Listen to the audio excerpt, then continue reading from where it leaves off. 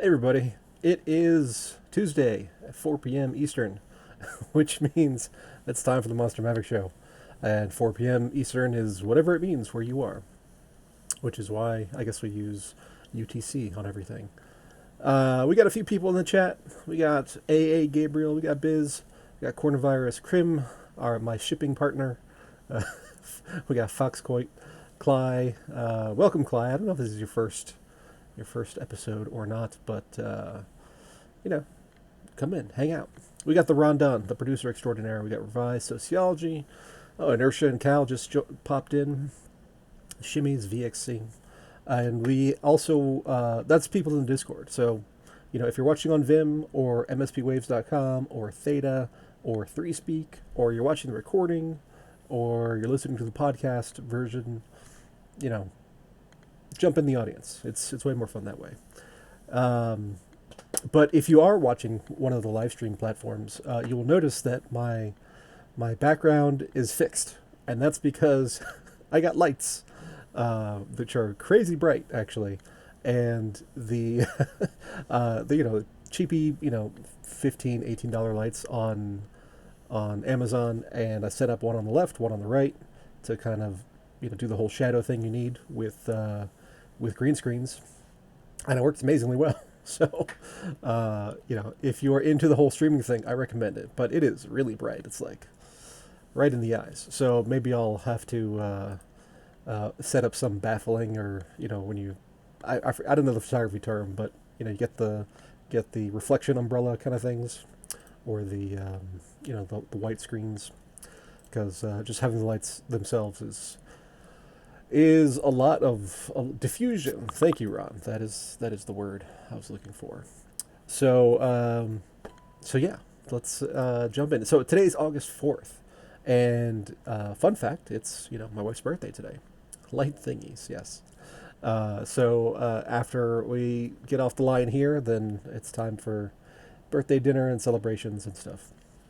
So that is fun for me. Doesn't affect you at all, but there it is. So I did have a few topics that I wanted to hit today, and I will actually switch the stream so that you can actually see the browser, because I do use the video stream, to show my browser. Like right now, you're looking at my city. Um, let's go ahead and close that. So yeah, I did have a few things I wanted to hit today. So one is that we had another AMA with Agrod and Yaba. A couple highlights that I got from it were, Dice is coming soon. Next few weeks.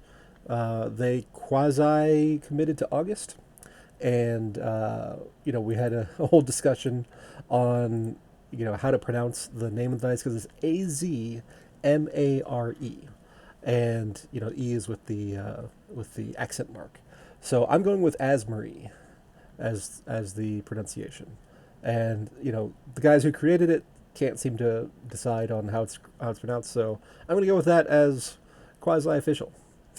So Asmarie dice, and they implied that they are going to do their airdrop system at 50,000 mark. So there's 300,000 dice, which means they're going to have 6 airdrops. And, I still think that's too many. And I went over all of that in a post. So let me actually find the post. You would think I'd be prepared, but you'd be wrong. Let's see, profile. So I did a little math on the distributions, and Yaba immediately jumped in and said, well, you're not quite right. So that is the post. But, based on Yaba's response, I changed the math a little bit. So let's bring up the old spreadsheet. Pack values. Okay, so here we go. So in that post, no post spam, please. I do what I want. Respect my authority. Um, so in that post, I had assumed a certain distribution of cards, and Yaba is saying, well, They're going to go for a more equal distribution. So right now they're thinking 6 commons, 6 rares, 3 epics, and 5 legendaries. So I updated my spreadsheet with that particular distribution, and with 300,000 dice, it comes out to. Let me see if I can actually make this screen capture.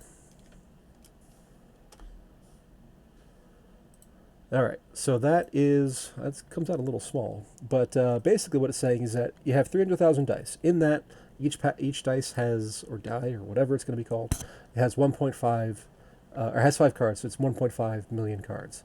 So let's just say, for the sake of this example here, that all those dice are opened, and most of them are going to be with potions because of the change in the usage of potions for rewards, in that you can't do that anymore. So there's going to be a lot of potions hanging around, so a lot of the dice are going to be using potions. Is dice a new set? Yes, dice is the new promo things, the replacement for orbs, which is coming in the next few weeks.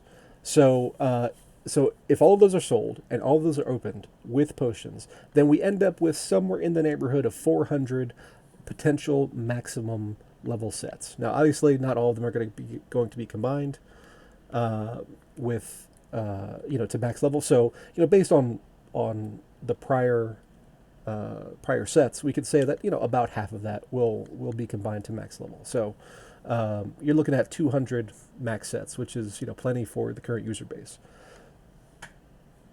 And I still would prefer to have too many. But the interesting thing was that we're gonna have 6 summoners in there, and I guesstimated that 5 of the 6 rare dice are going to be summoners, and those are going to be the elemental summoners, and then 1 of the legendaries is going to be a summoner. So actually, no, sorry. So I guesstimated that all 6 were going to be the rare summoners. So 1 of each element, and then dragon.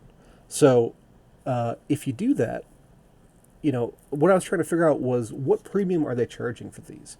Because the cards are going to have a certain burn rate, and that's all great and everything. Even with the doubling of the burn rate compared to Untamed, you're still looking at like a 3-to-1 kind of premium. So basically, on average, if you buy dice, you are overpaying for the compared to the burn value by a factor of 3. So if you spend 3,000 Dark Energy Crystals, you're going to get 1,000 Dark Energy Crystals of burn value. And the question is that worth it? Are the cards going to have that demand that will elevate the price enough to compensate for that premium? And I don't know. I'm thinking unlikely at this point. Obviously, we'll have to wait and see what the cards are, and the design of everything, and how they play into the meta. But with orbs, that definitely was not the case. So I'm cautiously skeptical, I guess, of the value of. I'm cautiously skeptical of the value of the dice. So, and Biz is saying, part of the problem with orbs is that the promo burn rate, it was often too profitable for people to just open and flip and open and flip. That greatly accelerated how quickly the orbs went.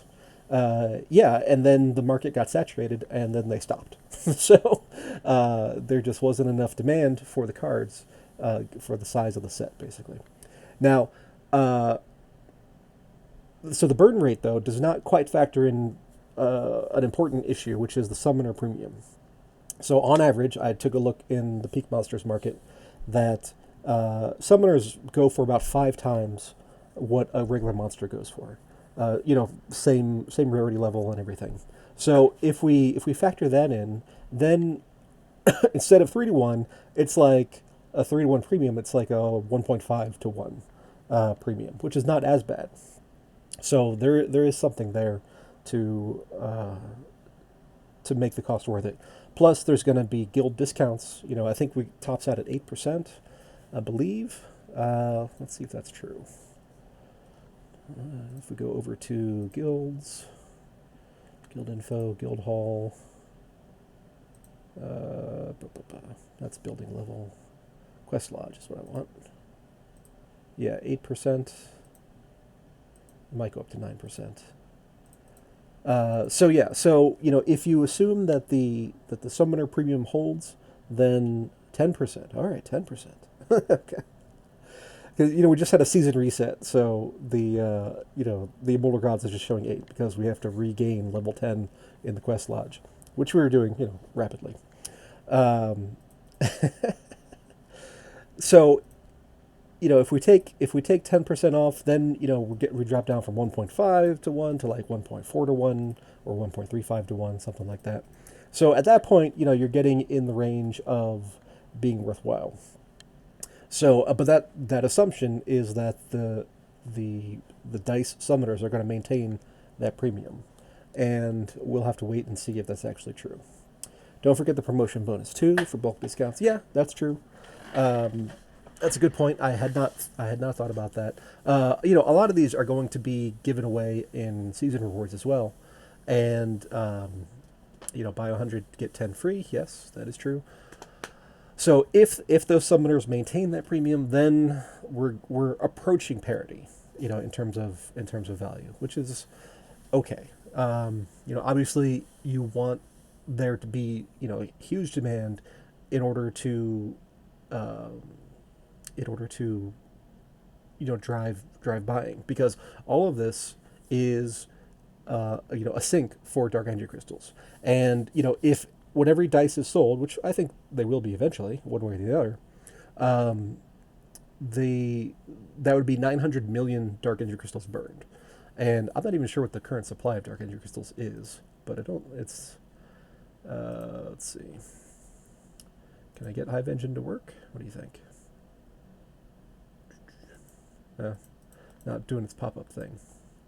I don't know. Maybe is Gerber here? It doesn't look like it. So, he's the one who has all the stats uh, of the engine stuff. Super handy. But anyway, 900 million is a lot. Some of those, the portion of which that is given out as rewards is not going to go towards that 900 million because those are just freebies. But still, it's going to be quite a lot of dark energy crystals burned. So, you know, as the main currency, obviously, we're all in favor of things that support the price, and burning that much or some factor of that will be great, I think, and the the market seems to agree. So if we use the deck USD command here, we see we've gotten a bit of a bid lately on dark energy crystals, and so the dice is part of that, lands is part of that. One of the things that Agrid mentioned in the AMA was that some buildings will require certain land types. So if you're going to want all the possible options in your land empire, then you're going to need multiple types of land. So obviously we don't know any numbers yet, but that does indicate that you're going to if you're one of the bigger whales, or if you want to become like a land merchant of some kind, you're going to need quite a bit of land to make that work. And then the land and the buildings and the additional guild buildings that are going to be released, those are all going to be dark energy crystal sinks. So I think it's time to start loading up. And so myself, I put in bids for about 2 million dark energy crystals this morning, and if you look at the depth chart, then you can see that there's a lot of bidding. So I mean, granted, it's obviously the lower in price, the more you bid, but you've got 6 million in bids here, down to not that much of a discount. We're at 238 right now, and this is down to basically 200, 1977, something like that. So people are loading up. I know Zaku has a bunch.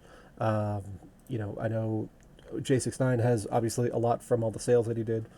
But he seems to be pretty much done, which is interesting. So if we go to the market and we look at betas, because that's the biggest chunk of stuff he's selling, or he was selling, let's take a look at, I don't know, pick a card, any card. Gold Dragon. So like on the Gold Dragon listings, you know, J69 is nowhere to be seen. And obviously I haven't gone through every single one, but, you know, a week or a couple weeks ago, that was all his listings were flooding the market. And I've noticed in my own Peak Monsters collection value, the portfolio value, it started to tick back up. So I think we're kind of done. And if you didn't pick up cards, you're going to be kicking yourself in the future. In the future. But yeah, so I'm back up to almost 55. So that got as low as 52 recent weeks. And, you know, that was a high, like right when Untamed came out, that was like 96. So that's a big swing. And I'm looking at the market prices, not the list prices. So, yeah, I think, you know, what I said a few weeks ago about how we're going to look back on this time as the golden period, or the golden time to pick up your cards for cheap. And the you know, if you didn't get it, I think you missed the window. Um, so hold on one second, guys.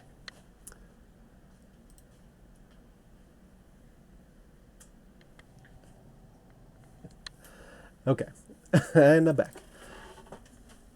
Um, so yeah, so if you didn't pick up cards, at least for betas, then I think you're going to be kicking yourself at this time, you know, next year. And you know, um, we had a couple rewards cards go out of print, you know, this past season to use. Kyoku's list and Spirit Miner. I guess it was just Spirit Miner, but the Kraken is about to go as well. Biz already regrets not buying more cards. So yeah. So yeah. Spirit Miner's gone, which is a great card. Kraken's about to go out. A bunch of others are reaching their print run. Zalran is about there, but you know, Zalran's not such a in demand, not such an in demand card. And yeah, Jacek says that J69 has about 60 million Dark Energy crystals. Yeah, somewhere in there. He's got a lot to unload. So the bid that we have of 6 million is not going to get him to cash out. But you know, we'll see what he does with it. Maybe he crashes the Dark Energy crystal market next. And if that's the case, then you know, that's your time to pick it up. You know, because you know, it's weird when you have one guy who's shifting the market back and forth like that. But you know, that's what happens when you have an outsized whale. And you know, you always want to follow the old saying. You know, you don't want to buy when there's blood in the streets. And in the case of betas, we had that just these past few weeks. So now we are going to be back to our normal trends, I think, of you know, slowly rising prices as the supply gets gobbled up, and then the you know, eventually they'll become like alphas where you can't actually really buy them anymore just because there's not enough liquidity. So you know, is what it is, right? So eventually that buying activity will have to shift to Untamed, and then Untamed will accelerate in sales volume. So I was thinking about that, and I wanted to take a look at the status of the flippening. So if you are new to Splinterlands, or you have not seen my my flippening posts in the past, so the flippening is what happens, and it's kind of what Biz was talking about with the orbs, where the expected value of a pack is greater than the cost of that pack. So it's actually financially viable to just buy packs and then open them up and then sell the cards. So I was trying to get an idea of where we were with that with the Untamed set. So I went to the Peak Monsters uh, pack calculator, which is a great tool to use if you haven't used it before. And this is what that looks like. So basically, you want to look at what the big bulk packs are going for. So, a 500 set of Untamed costs 1 million Dark Energy crystals, and you get 75 bonus on that. So it's 575, 2,875 cards in that special, and the estimated value according to Peak right now without any potions is 53 cents. So, you know, Dark Energy Crystal has that par value of 1,000 Dark Energy Crystals per dollar, which is where they get the $1,000 price, and that at one point was true, but right now, obviously that's not true. So the the actual cost of getting 1 million Dark Energy Crystals is basically right at the bid. So if you look back at that depth chart, there's $1 million ask, or 1 million Dark Energy Crystal ask.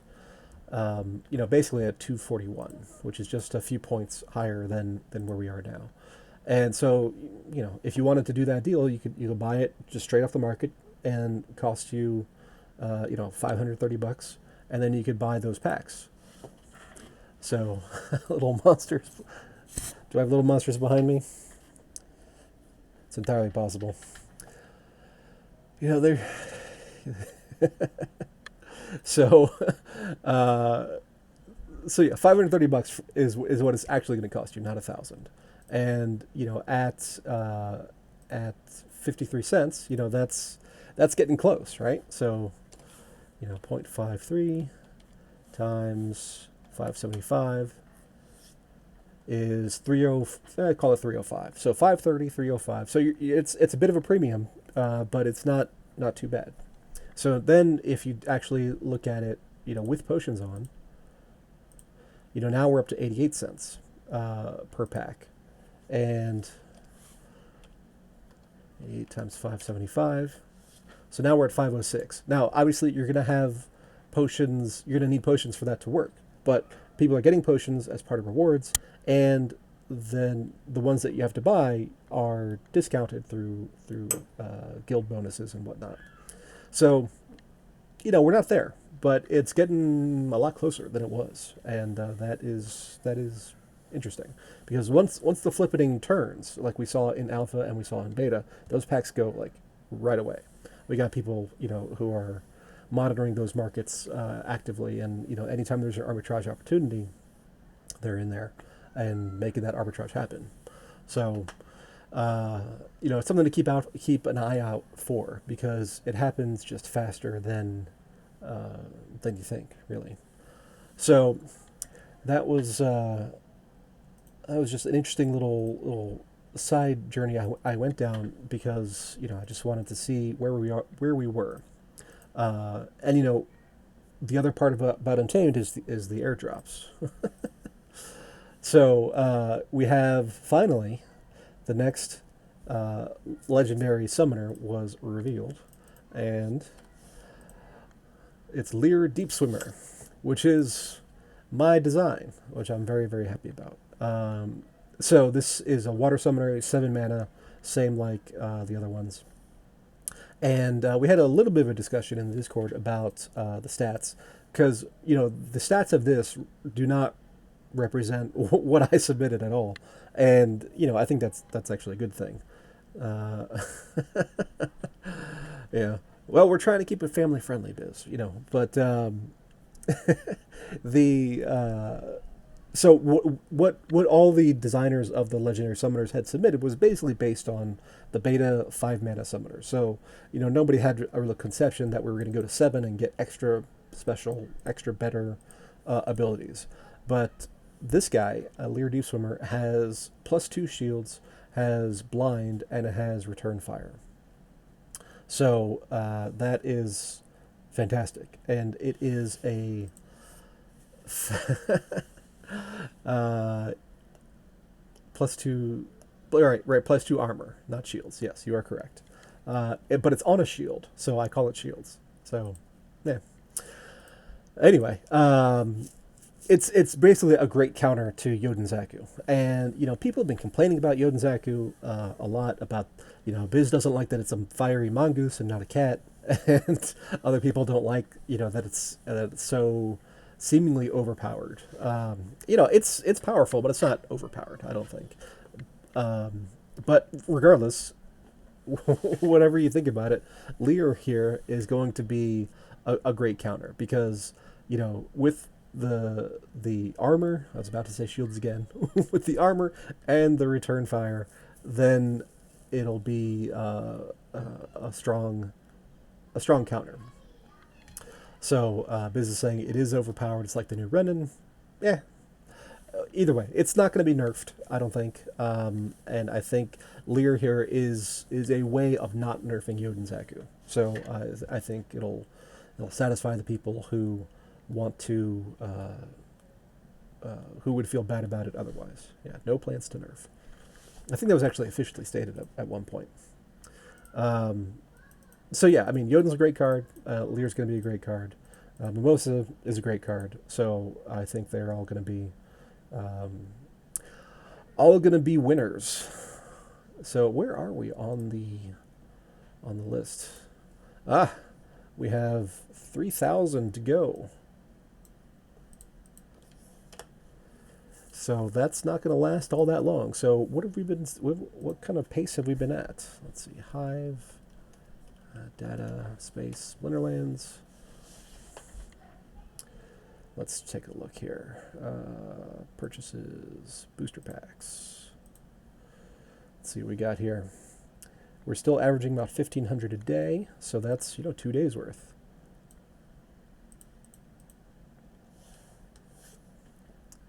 Of before we hit that next 100,000, and that's exciting. I'm sure that it won't last. I don't even think it'll last a full 2 days from this point, because those last few tend to go pretty quickly. But just a week ago we were at 15,000, 20,000 to go, something like that. So it is nice to see the acceleration and the pace. And Biz is pointing out that you need 425 packs to get a guaranteed Lear. So I don't need to buy 74 more because, well, one, I have 2,700 packs on my other holding account, and two, it's my design, so I get one. Yeah, it's like one Zaku and half of Gerber, and packs are gone. That is true. So both those guys tend to buy quite a bit. I almost feel bad for getting Gerber hooked on Splinterlands. I can use extras. I have so many accounts. Yeah, so on the legendary summoners there, I do not give my delegated accounts those.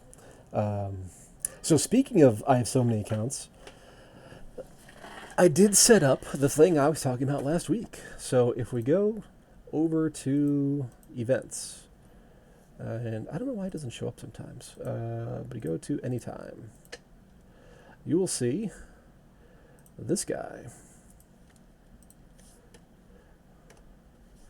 This is the first NASCAR 2020 event tournament. So what this is it's 8 accounts. They're accounts that I made, and they're accounts that I combined cards for and delegated to. So all of these accounts are identical. They're all silver level at the moment. They're only betas, but they also have because they're new, because they are new. Their new summoner spellbooks, then they also have the virtual untamed cards. So it's level 5 commons, it's level 4 rares, it's level 3 epics, and then plus whatever the 1 BCX, level 1 untamed cards that are contained in the virtual set. So there's 8 of them available, and there's a tournament starting tomorrow at noon my time, which is Eastern U.S.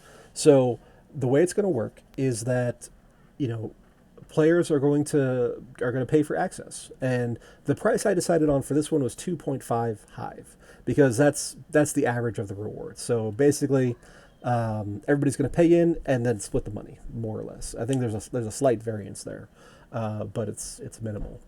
And there are a couple of rules with this tournament. So you cannot delegate cards to or from any of these accounts during the tournament. If you do, you'll be disqualified and banned for life.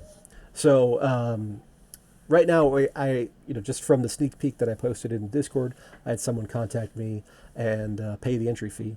So that's 1 out of 8 are gone. And the thing I like about this so much is that people complain, right?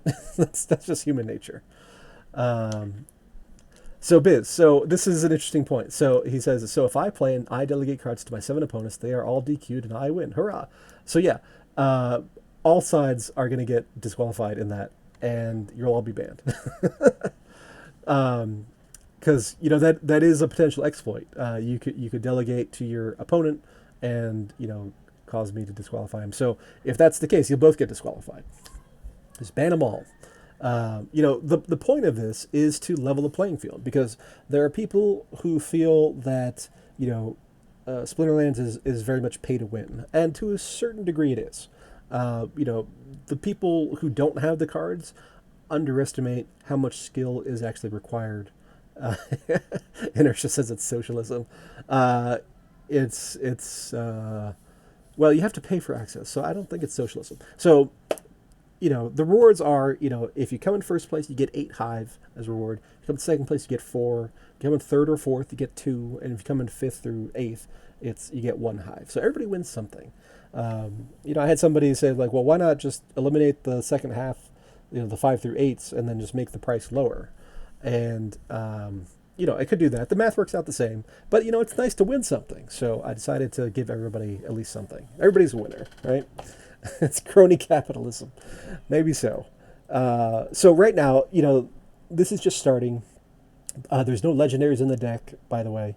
And I'm just pricing this at the like I said, the value of the rewards, average expected value, which is 2.5. And I want to see who's better, honestly. Obviously everybody has their own particular play style, and the cards that are in these decks might not fit your exact play style. Maybe they will, maybe they won't. That'll depend on each individual person. But what it does do is it removes the criticism or the concern that, well, that guy just won because of luck, or because of he had better cards than me, or whatever. So by giving everybody a level playing field, I think this will be attractive to a lot of people.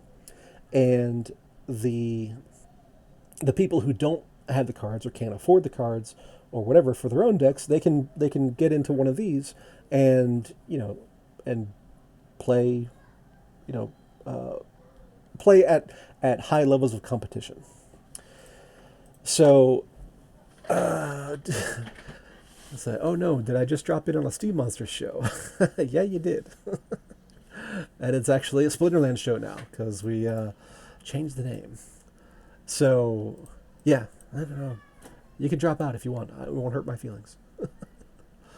But yeah, so that's a new thing. So I also titled it NASCAR 2020-01 because, well, obviously the year's 2020. This is the first. And what I'm going to be doing is I'm going to be tracking stats over the course of these tournaments. And at some point, probably in December, I'm going to have a Tournament of Champions kind of deal where the best players are going to be invited for a special tournament that'll be, to see who's the best of the best, basically. Because we know that in the current tournaments, Yasik and Biz, both those guys win a lot of them. BJI wins a lot. And we'll see, if that ends up remaining true in these level playing field kind of tournaments. Can someone drop a link to the Splinterlands stats sites? You got it, Revise. PayPal still thinks it's Steam Monsters. Yeah, changing names with PayPal is annoying. I've gone through that myself. The best players that were not banned. That's true. So yeah. I will tell you that this is the first run. I don't know if you can hear my kids screaming in the background or not. Um, this is the first run, and I set the rewards in Hive, and I didn't realize when I did that that I had to deposit it ahead of time. So, um, it'll be tough to claw that back from any potential disqualifications. But, in the future, I'm going to try to do like a more custom kind of thing where, I have I have time to review the explorers to make sure that there wasn't any cheating going on. But I imagine I'll hear about it. That's my guess anyway. So if somebody comes in and loses a match, and the other player has a card that's not in their deck, they're gonna say, "Hey, that seems kind of weird. I'm gonna send a message to Neil and see what's up." So I think there will be some feedback mechanisms there. Hear seals screeching in the background. Yeah, those are my kids that are. I don't know what they're screaming about. The door is supposed to be closed, and yet it's not. Um, in fact, I will tell the wife, say, close the door. Uh, yeah. Anyway, um, kids do not respect doors. It's true, especially these little ones. They don't. I mean, I'm trying to train them. Daddy's working. Don't come downstairs. All that kind of stuff. But control the crotch goblins, exactly. So yeah, so we're working on it. Let's see. Oh, just as a random aside, I wanted to. I got this email from Wax, and I was following. I follow William Shatner on Twitter, and he had these collectible trading cards that were released July 30th, and they sold out in like 7 minutes. So I only bring that up to say that this is a great sign for just more widespread adoption, more understanding of NFTs, and all of that is to the good. We've had a bit of a pump in the price of Bitcoin, obviously, over the last week, and let's see if I can bring up a good chart here. So let's copy that. Now, normally I would leave this for Scaredy Cat, but I believe Scaredy Cat is traveling at the moment, so I don't think there's a show in the next hour. Normally that would be the Scaredy Cat Investor's Guide, or not the Scaredy Cat Investor's Show. Investor's Guide is his book. So yeah, we saw Bitcoin break through some resistance. Class says seems perfectly sustainable. Uh, yeah, so if we zoom out a bit, we see that we're popped back into the range of resistance that we saw back a year ago, basically. So that's interesting, and lots of other assets have been catching a bit as well with all the stimulus money starting to float around. What I call hot money, and those goes into Bitcoin, it goes into gold. Gold is at a record high in U.S. dollars today, over 2,000. In fact, I believe Banjo is in here, has a command for that. So yeah, gold's at 2018. Silver's up to 26. Platinum, palladium, rhodium, those are all up. So, the money is flowing, and Bitcoin is still, it's making a little bit of progress in terms of mind share, but it's not dominating the news like it did during the $20,000 spike. So the the key event is when Bitcoin breaks those previous highs and starts to be covered in the news cycle again, like it was, and all those normies come on board into crypto, then we will see that echo spike in all other things like Hive and Ethereum, although Ethereum's doing well on its own, and all the other blockchain assets that are out there. And part of that will be Splinterlands cards. So, and as well as Dark Energy crystals and all the other game tokens. So I am pretty excited by all of that, and I think it's going to be here before people expect, basically, because these things, once they push through resistance, there's large moves that happen very rapidly. Clive's saying, it's not a sustainable thing. It's like, well, when you're gaining market share, then you have these outsized moves, and Bitcoin is gaining market share in U.S. dollars, and I actually haven't checked other currencies, but I imagine it's similar in euros and yen and whatever else. So, um, so it's not like it's a mature market where you could say that, oh, it's based on the fundamentals, then it should be X, Y, or Z. It's not a mature market; it's a growing market. So those kinds of comparisons don't really apply. And inertia says Normie buys bitcoins. Now what? Alts. That's exactly right. Or they come in, if let's say Bitcoin is $56,000 a coin. They say, well, I don't want to pay $56,000. I'll buy one of these $2 coins, and I'll get the same dollar amount of them, but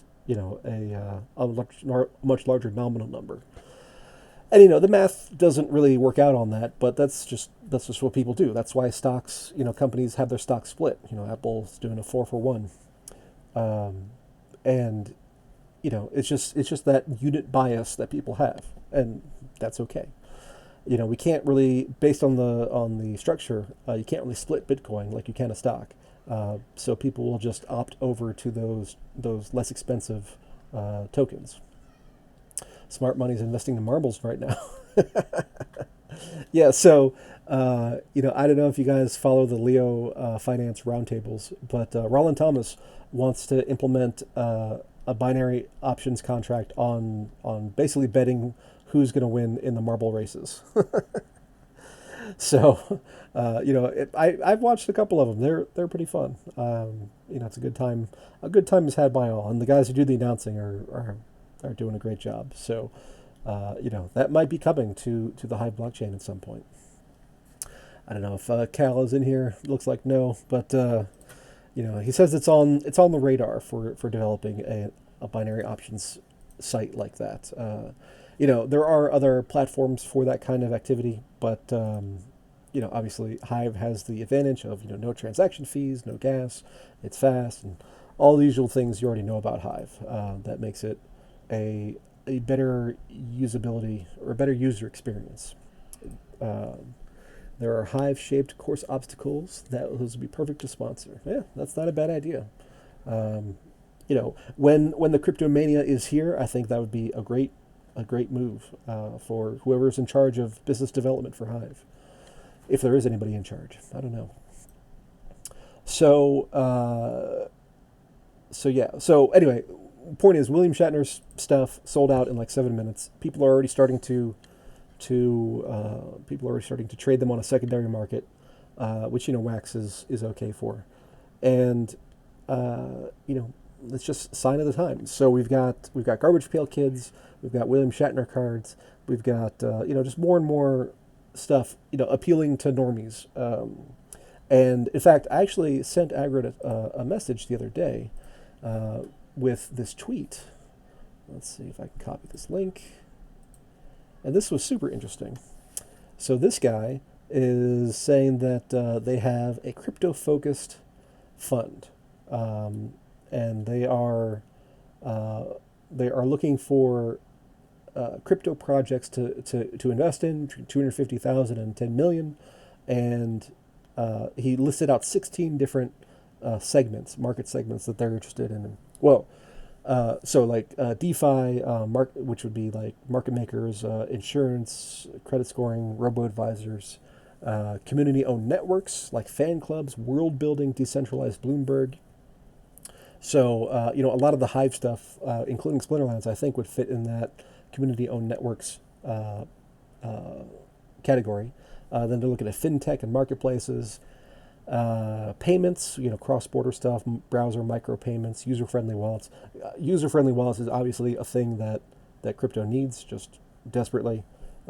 Privacy tech. And so, I sent this over to him, and I was like, hey, you should check it out. Send the guy a message. I don't know if he's done so or not, but there's money out there, and it's starting to become interested in crypto as a legitimate thing. We have the what's that one fund? Gray Mass, or it's Gray something. buying more buying more Bitcoin than is being mined right now. Um, Clay says all crypto should be tested by Peter Schiff because he's the ultimate potato user. That's a good point. It's got to be grandma friendly before it can go mainstream.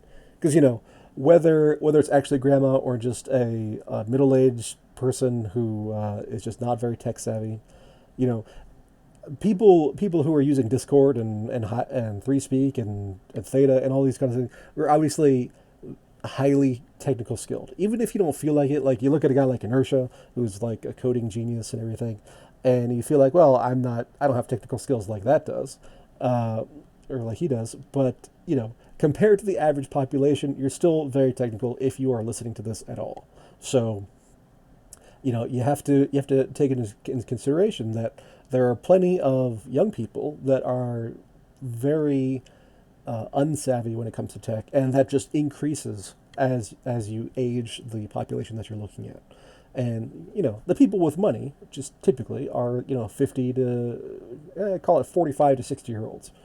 So whatever that population segment is, those people have to be able to use the technology in order for it to be adopted.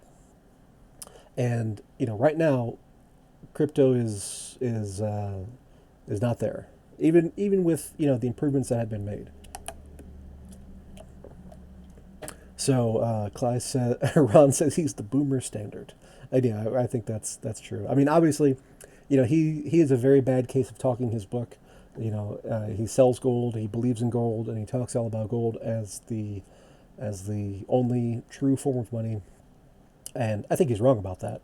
But I can understand where he's coming from. But he has that bias. So you have to take that into consideration, I guess. Uh, yeah, Clyde says him screeching about screeching on Twitter that BTC was trash because he forgot to back up his private keys made me laugh. Rule number one of crypto is back up your effing keys, LMAO. So, uh, yeah, gold's not a bad option. So, I mean, it just has the issue of portability and all that kind of stuff. Uh, but we are in a connected electronic kind of information world now. So the functions that cryptocurrency provides is better for that kind of environment. Now, he is right, and I've said this before, that Bitcoin is not money. It's not money yet because it is going through its own process of the what the Austrians call the revision or the reversion. Crap, I'm totally blanking on the name now. But it's when a commodity becomes the most widespread commodity and therefore attains monetary status. So Bitcoin and crypto in general is not there yet because it hasn't been adopted by the market. But it's getting there. I have a quick question about Grog, by the way, as in the card. Overvalued at $1. Well, let's take a look. So let's go to the market. We'll take a look at Grog, his rewards card. And he is legendary. He's got Resurrect, Life Leech, Slow, Headwinds. Resurrect is a powerful addition to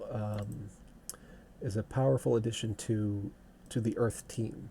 Life Leech is slow, and Headwinds. I mean, Headwinds is always helpful. Slow is always helpful. Life Leech, it's okay. Having Life Leech with Magic is a little bit better than having Life Leech with ranged, just because you'll always get that hit, except in the special rule sets. But if we compare him to other reward legendaries, well, it'll be taken out by Reflect. So, he's only got one health, to start. But there's plenty of strengthens on the Earth team. So I wouldn't be too concerned about that. Yeah, so Resurrect is great if you have a way to heal it after bringing it back to life. And yeah, lots of healers on Earth team. So it's it's not bad. So if we take a look at the rewards legendaries,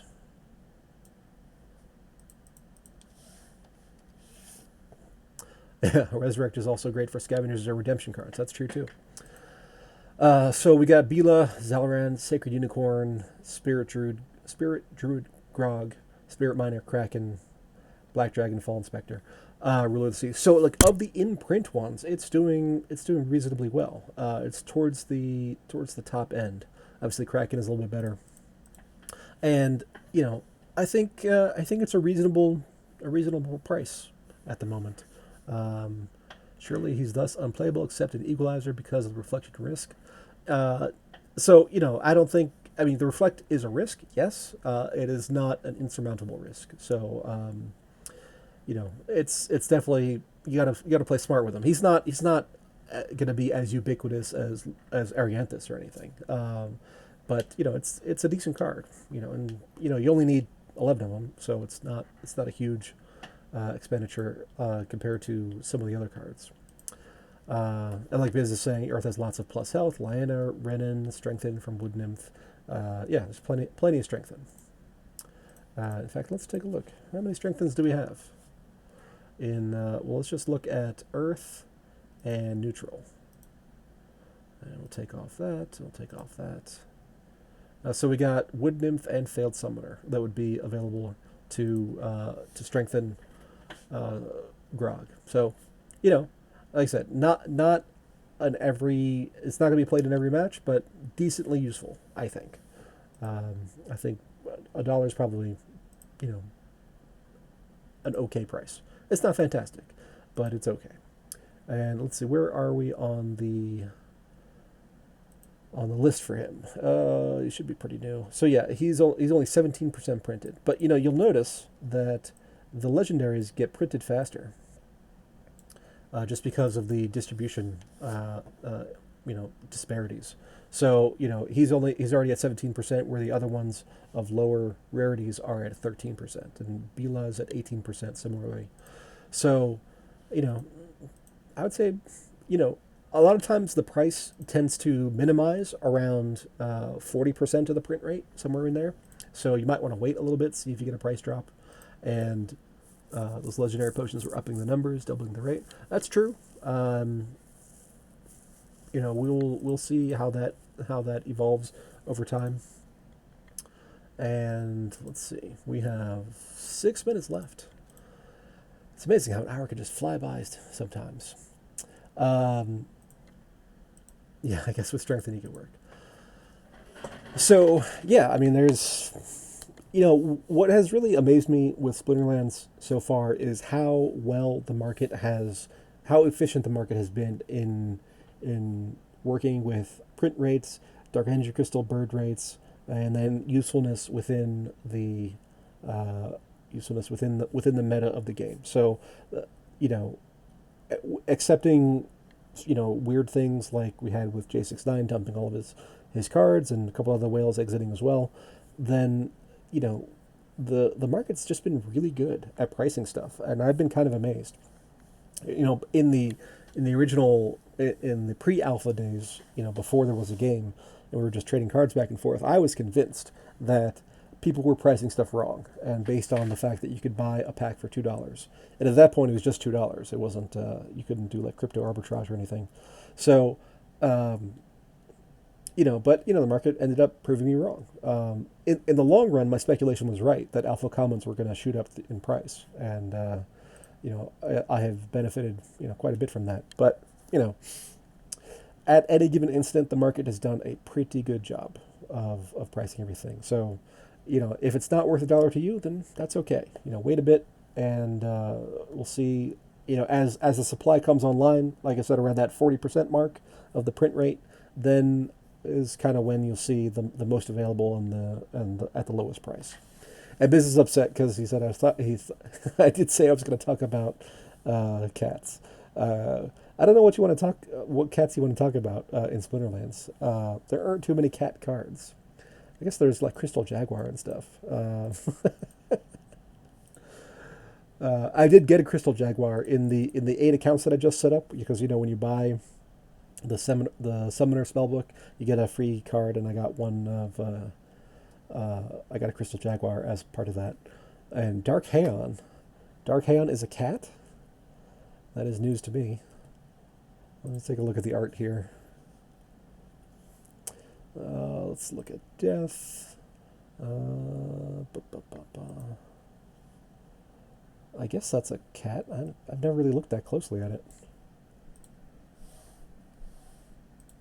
What are you posting, Clyde? Oh, BTC divided by ARS. I don't know what ARS is.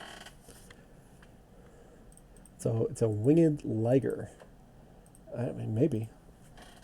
I actually thought it was something completely different. I thought it was like a hooded something. But, you know, I don't actually look that closely at the art most of the time. Yeah, so Clyde, what is this chart that you posted? It's going back to 2013, 100% Liger. Yeah, I mean, it might be. I mean, Revise says it looks more like a dog. I don't know. It's something like that. Yeah. I'm gonna go with the dog too, just because of the ears and the snout kind of thing. Argentine BTC price is exploding right now. Yeah, that's not too surprising. You know, Argentina tends to break their currency about every 5 years or so, so maybe that's what's going on right now. Okay, so for the artwork for Lear Deep Swimmer, I had nothing to do with it. You know, because when the Kickstarter ended and they said, okay, send in what you want for stats, what name, lore, pictures, and all that kind of stuff. On the picture side, I said I don't know. I gave no suggestions at all, and that's what they came up with. I'm not sure if it's supposed to represent me in that picture, because it doesn't look like anything like me. So I don't know. Oh, we got some lore here for Dark Haon. Mystical beast known as the Haon extensively since their appearance. Somebody needs to proofread this. 10 years ago, at an early stage, each chooses a single power to form in which they can transform. Their time is then divided in their original humanoid form and their power form, which takes a considerable amount of energy to maintain for long periods of time. The human forms of Haon are recognizable by their frightening single-colored eyes, a trait which they are endowed when they realize their full shape-shifting potential. The Dark Haon is one of the strongest Haon, taking the power of a large flying cat. All right, it is a cat. It has been proven. You have disabused me of any dog thoughts about Dark Haon. So you know, Biz is saying, "Is that what I look like?" Well, if you looked on the stream, you would see what I look like. I'm not hiding. You know, but let's see. Yeah, you can see me just fine. All right. Rule number 1: always abuse Neil's beliefs. That's a good rule to live by. Anyway, we are coming to the end of the hour, which means it's a sad time to go. And normally this is where I would say stay tuned in the next hour for Scaredy Cat, but he's not here. So he's traveling. Ron says no cat today. He's doing his real estate thing, and we will have some announcements about real estate stuff coming soon. But that is it for now, and I am going to see you guys next week.